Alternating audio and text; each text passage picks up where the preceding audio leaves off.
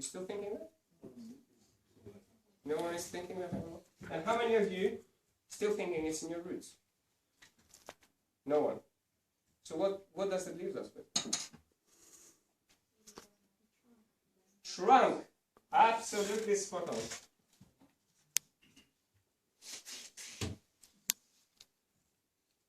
Ego is what keeps you stable, guys. What keeps you growing, but also what keeps you small.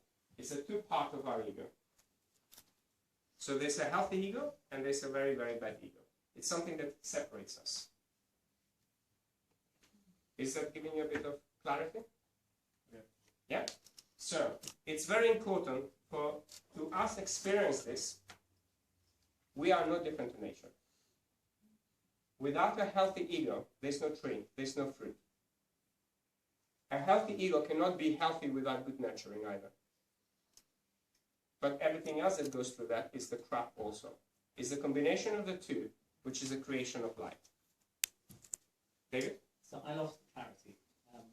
I don't know what ego is. But I would have thought the fact that I have legs, roots, that's part of who I am.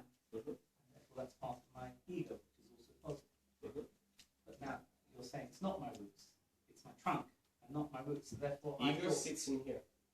It's in our solar plexus energy. So for anybody who hasn't done any energy work, there's a lot of information on my website for that. But ego is literally our identity, the thing that we create and bring together. So part of my identity is my roots. Okay. So that's why when you said it's not the roots, I got confused. Because if you're saying ego is identity, my roots are part of my identity, my aspirations, beliefs also part of my identity. And that's why I got confused. I love the question and I love to know what ego is, but that's why I got confused. Okay. Energetically, when we talk about ego, we have the 7 chakras within our body. And the ego is here, very separate to the nurturing and the roots. Very separate. Because identity that comes from nurturing or from the roots, you could turn around and identify yourself, let's say as a Christian, as a rabbi, as a Muslim, as a black, as a white, as an everything else. But is that what you are? Question for you to think about it. So there's an ego that actually comes, which is built through our identity, and there's a higher perspective of your higher self and your soul. Because the higher self and your soul, and the spiritual teaching that I do, and I actually leave my body quite a lot every night. For guys who are interested in that, by all means you can approach me. But when you go into out-of-body experience, and you start really connecting to the spirit world, and experiencing the spirit world, as I'm experiencing each one of you in here, and teaching in the spirit world, you'll actually let go quite a lot of the identity that we've built on our planet. And you start connecting to the essence of your own source energy. And you start changing. You start bringing that awareness, that awakening that happens with each one of us that created a specific identity about something. And you start to let go. And you start embracing the universal energy that is. It simply is. And you do not disconnect yourself from the collective consciousness. And you see yourself as part of oneness. And not a separation that we've identified ourselves with something. And we've built a very strong identity around that. But that's another teachings. So, the 4 branches of the emotional intelligence, you can actually use my model earlier on, and you can go into perceiving emotion, facilitating thought with emotion, understanding the emotion, and managing the emotion. You can actually go to each layer and dig deep how you can actually do that. So in here I just kept a very close relationship, what it actually relates with emotional intelligence and how can you use the 5-step methodology. But that 5-step, it's only part of the 25-step which I talk about in the book. So the book, for any of you who's reading it, it's not one of those books you just read. It's actually taking it paragraph by paragraph, question by questions, and do a self-reflection within yourself. So that actually builds that emotional intelligence. So ability to identify emotions, faces, pictures, and all of those things, you can actually increase your ability, things that are well hidden within yourself. So in summary, what I would say to you, each one of you, it's almost like a hidden ship that has most amazing qualities, even to fly. which is out-of-body experiences, which nobody has actually taught us. So, emotional awareness, this is the part of the methodology, when you actually apply that only to emotions. My methodology is designed for you to apply to anything, whether it's your emotion, your job, your spirituality, your mental, your physical body, your home, your relationships, or your business, your career, or your money. So you can actually adopt that methodology to literally expand your consciousness in 8 key areas of your life. So, the second part is about becoming aware of the connection between your feelings, your thought, and your actions in those emotions. The third part is recognize how feelings affect you in all key areas of your life. It's not about just when the emotion is bang bang with another person, but in everything that you are doing. So, and understanding how everything you do is guided by your values. So each one of us have set unique values. So, talking about the earlier one, what I teach quite a lot with all of my clients is about the link between the stimulus and response. What people in generally do, they do not allow themselves the space that exists between the stimulus and the response to do a self-reflection and understand all the information and all the options that exist in one tool. We had a recent thing with Adam, we shared quite freely when his ego was challenged in my presence, and I brought him to a space where he could really understand his own behavior, that he did not look at many options. Because sometimes we feel we only have one choice. And yet we live in a universe with billions amounts of information and choices and possibilities.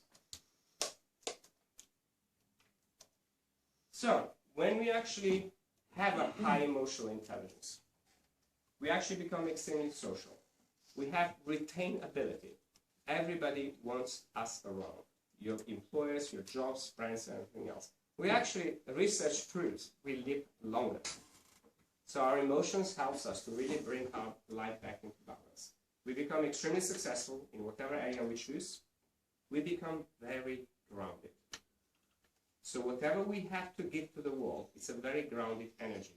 It's not like flying energy and people look at you and say, well, there is no substance to you. You actually have substance about yourself. You become balanced in the way you live your life, in the way you feel within yourself. You become extremely heart-centered when you open your heart, not just to you.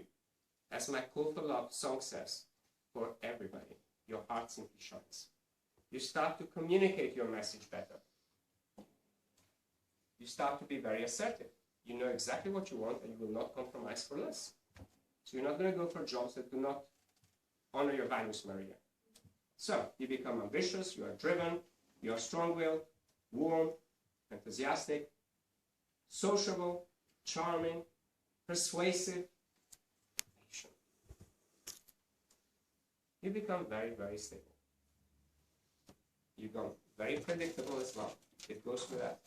And we become consistent in the way you do things, in the way you feel things, the way you act things. And you actually become a very good listener. While you speak, you can listen instantly. I'm observing each one of you in any moment in time. And you become very detailed and thorough in your work. You are also very careful. You're not doing the stupid mistakes and meeting people and knowing 3 months down the line it's not going to work out. You actually become, straight away, in the first 1 minute, you know whether there will be a relationship. You become very systematic and you are also very neat. So those are all the most amazing things that you guys get as you work within yourself and you raise your bar on emotional intelligence. Your relationship with your emotions, it truly determines who owns your future. No one else, guys. When I understood this, I opened up a whole universe of opportunities and possibilities within my life. So, it's very important to understand emotional intelligence. It's not the opposite of intelligence. It is not the triumph of heart over head. It is the unique intersection of both. We need our intellect, we need our hearts. So, this is something you can guys have later on, but you can have it, I've drawn it into mind maps. And really, I will give it to you. For any of you who emails me, I will send you this, guys. But I just wanted to make a bit of laughing there and all the different things that we get as a response of emotional intelligence. And you can take this, apply it into your life. It's an amazing tool for you guys to assess yourselves and really to take it early on. We can apply one of them later on when we do the exercise after this talk. And your emotional internal guidance system determines whether you agree or disagree with something. So next time you get challenged by something, look within and see, why are you really doing that? Why are you agreeing or why are you disagreeing? And my method in general, what you're seeing right now, is only a glimpse of the entire method. So the entire method is written in the book, and each one of them takes you through layers and deeper layers about love, about achievement, about results, miracles, all designed to help you trust yourself, bring your life into balance, become authentic in who you are, not who you've been taught to be. There's a difference. And actually become clear about the direction and the vision and the purpose that you guys have. So, question to clarity. So I would like to thank you, first of all, for listening and being in here. Everyone, please give Tony a massive round of applause.